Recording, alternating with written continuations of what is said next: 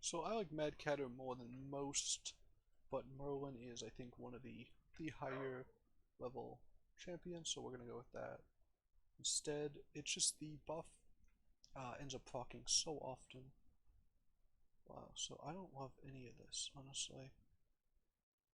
Um, since this buff is more attack based, it is heavily attack based, something that grows in its health, if this gets hit with a couple buffs, could be quite strong because you get a base of attack. That means that usually, the issue is that something with a lot of health will get hit, can take a lot of hits, but it's not dishing out very much damage. So, the 3-3 can just bash into it. Wow, we're actually going to win this. It's, if you look who you're fighting, a pup is incentivized to grab a support in the first round. So you don't have to worry about as much about what you're going to get.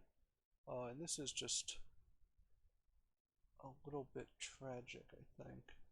We'd love to be able to buy this and cast the spell, but we can't. So I think instead what we're going to do is buy this, cast the spell, and then pause here.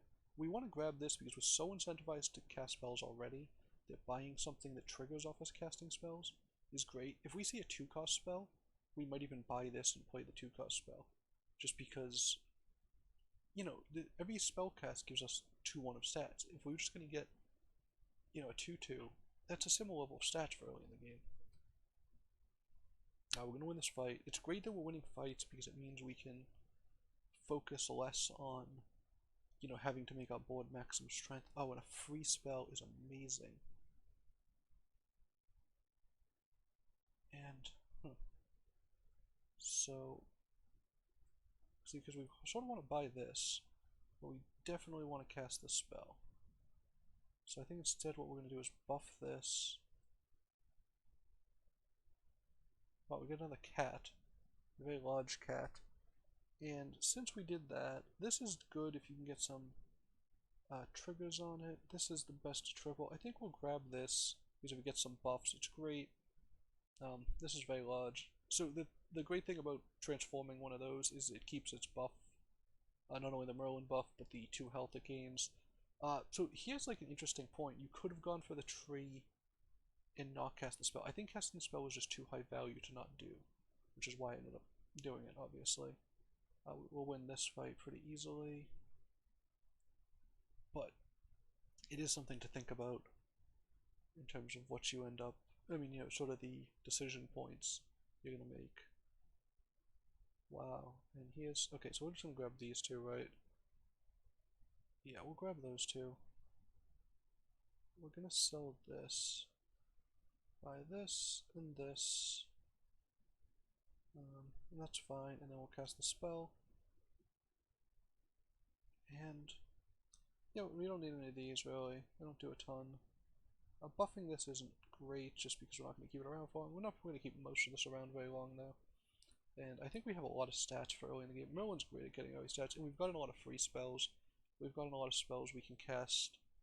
I think, have we cast all the free spells? We might have cast one targeted spell. It was the one of the cats, but other than that, we've been able to cast all free spells, which means we haven't had to disrupt our curve at all in order to get, a constant supply of buffs, which are very strong early. So, like, at this point, they can have the buffs from, well, that's a very big cat. They can have the buffs from, all of these, right? And this is providing an extra 2-1 to each of these, but we get buffs from, we've gotten 2-1 buffs from this. So at most, each of these can provide 2, so they can have a total of 6 of these 2-1 buffs. But we, on the other hand, can have even more. So I think the play here is we want an evil character. So this transforms something into an evil character. So if we were to buy this, we get to cast a spell and make an evil character. Oh, sort of. Oh, wow. So we can get spells that cast 2 less, or we can get this. Spells casting 2 less I think is a little better here. They're actually really good in combination with each other. So this means we need... Interestingly, because we no longer have 2 spots of buffing, we're less incentivized to grab another evil character. I think instead what we're going to do is just roll. I wish we could cast this on something. I think we're just going to let this roll too. This isn't a great... Oh, you know what? We could freeze this. We freeze, cast this, and then we can roll as a 4. Yeah, let's do that.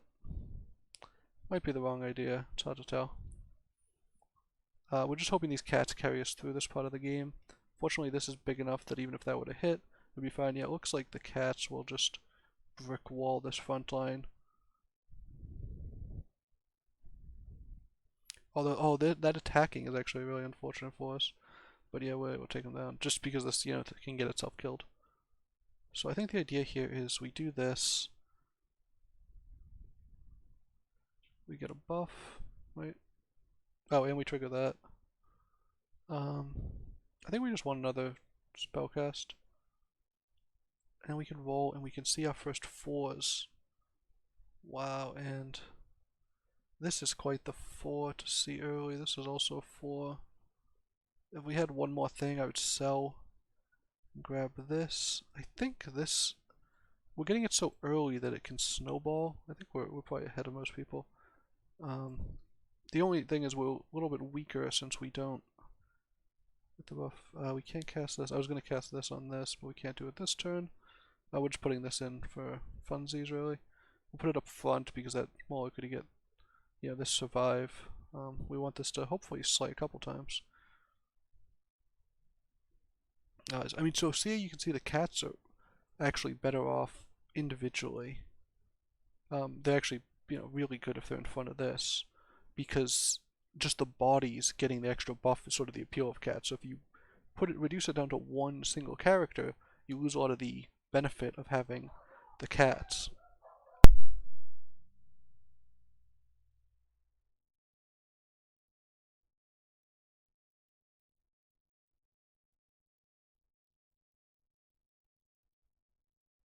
So the way the attacks lined up was actually very helpful for us. We'll win this round pretty easily, although since this thing got a couple extra attacks, this died, so it didn't take as much damage. We're gonna grab this. You know what we're actually gonna do is sell this. Grab this. Cast this. We want the buff to hit something in play. Put this right here. Put this right here, and buy this. This means that these will still be big when they trade off. That means they have more opportunities to trade off.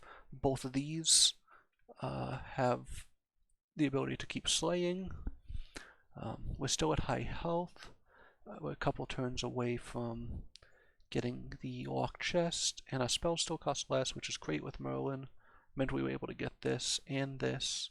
We basically got a free one of these, which is huge because it's so good with our black cats. So you could definitely switch the 2 supports we have.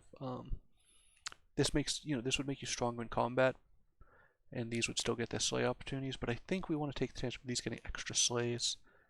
These are going to get summoned, you know, just as 4/1s, but that still should be enough to trade, you know, a decent amount of the time. And having these be bigger is really good. It's definitely weaker in combat to do it this way. You know, we're taking a small combat loss for the long-term benefit of trying to get more slays. So I think the issue we might have is this is going to be very large.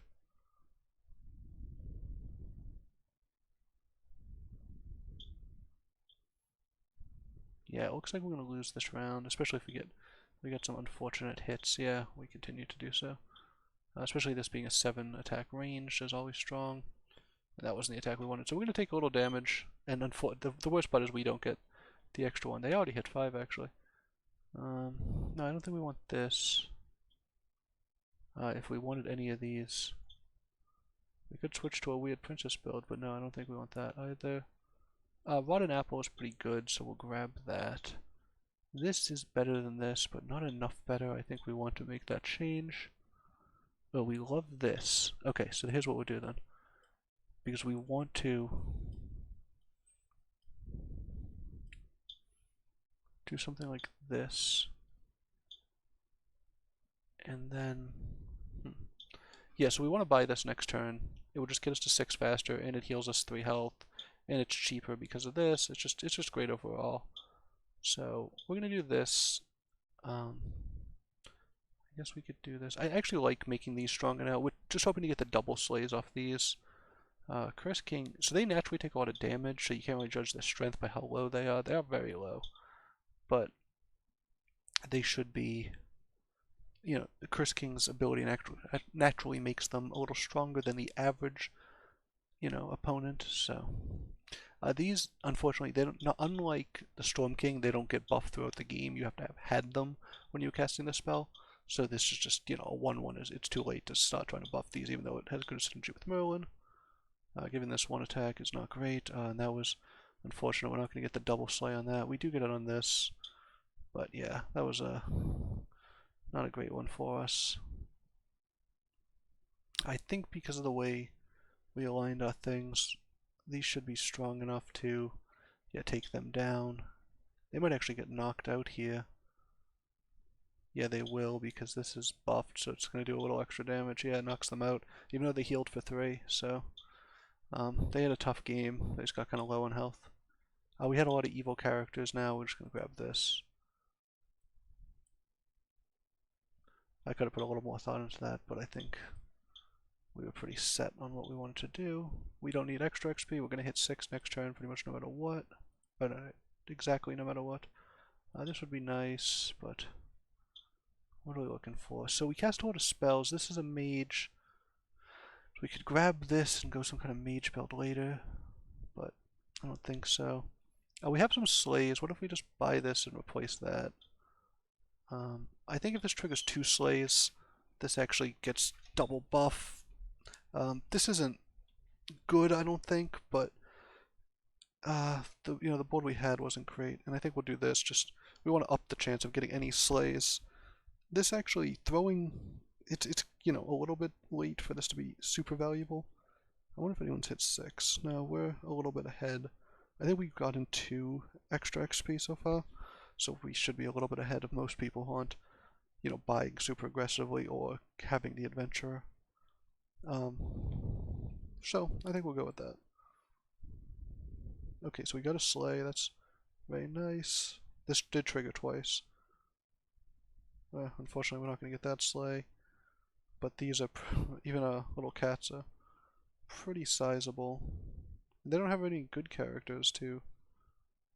It's actually weird. These backgrounds actually seem different colors. Maybe they are the same, and it's just where they appear. But yeah, what I was saying was this actually, it's early enough that this is still pretty useful. So we're at 6, so I don't think we need to stop for these random 5s. No, this could be something, but... Okay, this is good, because it means more things end up dying. We don't have any good characters to cast this on. This casts 2 spells. The cats are actually really nice for us. And we're basically just looking for 6 drops. We do have monsters. These buff with spells as well.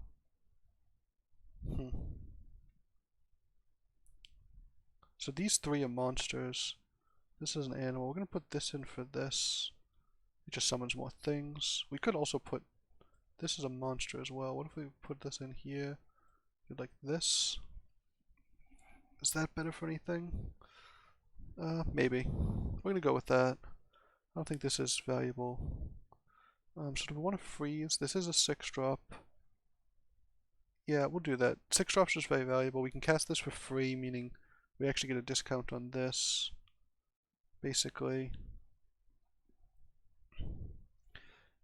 And we'll just, this at this point is just throwing around random buffs. It's not something we're super worried about, but if we can grab it, we'll take it. Getting the double slay is nice. This will, get the double slay again. So they're going to have a lot of health because of this, which is going to counteract this pretty nicely.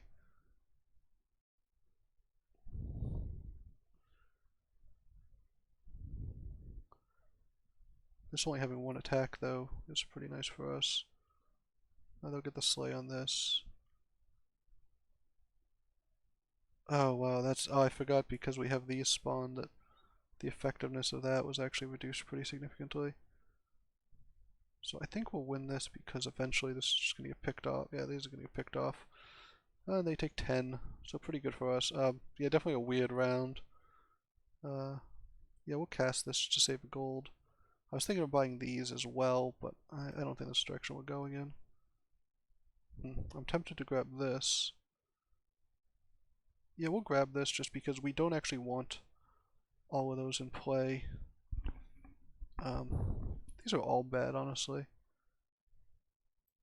And we're just going to grab this. And I think because we did this, we might just want to go like this and not worry about these anymore.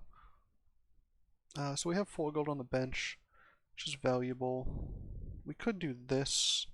No, these spawning in front is good. These will get plus 20 when they attack, so we want the monsters to attack early. This is also a monster. A range getting 20/20 when it attacks is very, very good. This hopefully doesn't die immediately, although, you know, we don't want any of our front line to die, but, I mean, worst case when this dies, it's, you know, spawning a 5/5 right next to it, it's bigger than this, so even if some of it goes to waste, it's still valuable. And we'll just, you know, everything's evil, we're still shooting out these. And, you know, hopefully we can triple the Oni King soon. It's sort of the, you know, long-term goal.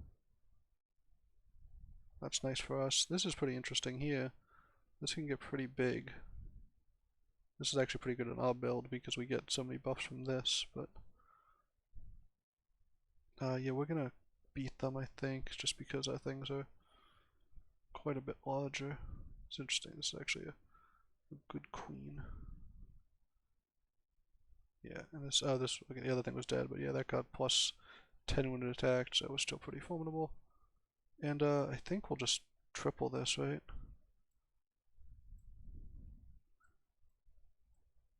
It triples our slays, which is still great. Supports affect the entire front row. No, see, when one of the things die, so these get really big when they attack. And because they get really big, unfortunately we can't. Oh, that was kind of, we want to be able to cast a spell. We'd like it not to be this one. I think it's, no, I'm not even going to risk it. It has the potential to be really bad. I wonder if we care enough about this to pause here. We really want the Oni King. So because these get really big when they attack, they have the potential to survive the attack, which means that this is very good because if these attack, get really big, then something else dies, these refresh up to full health, meaning they'll get another chance to attack and then something die. Like, they just have more chances. Since they grow, having them not be, you know, easy to take out means they get more chances and sort of snowballs in that way. I don't think I'm explaining this well, but Trio Life I think will be good just because we'll end up with some high health things.